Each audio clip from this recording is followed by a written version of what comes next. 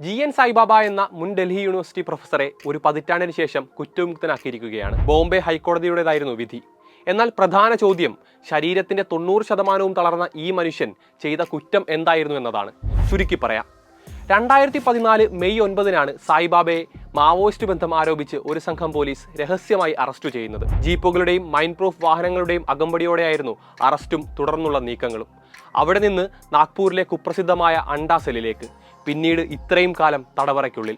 നിരോധിത സംഘടനയായ CPI മാവോയിസ്റ്റിനു വേണ്ടി പ്രവർത്തിച്ചുവെന്നും മാവോയിസ്റ്റുകൾക്ക് 16 GB മെമ്മറി കാർഡ് കൈമാറിയെന്നതുമാണ് സായിബാബയ്ക്കെതിരെയുള്ള കുറ്റങ്ങൾ. അങ്ങനെയാണ് ഓപ്പറേഷൻ ഗ്രീൻ ഹണ്ട് എന്ന കേന്ദ്ര സർക്കാർ നടപടിയിൽ നിരപരാധികൾ കൊല്ലപ്പെടുന്നതിനെതിരെ പോരാടിയ പ്രൊഫസർ ജയിലിലാകുന്നത്.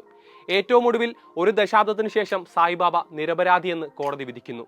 ഇനി നിങ്ങളോടായി ഒരേ ഒരു ചോദ്യം: ചെയ്യാത്ത കുറ്റത്തിന് ഇത്രയും കാലം ജയിലിൽ കഴിഞ്ഞ ആ മനുഷ്യൻ അർഹിക്കുന്ന യഥാർത്ഥ നീതി ആരാണ് നൽകുക?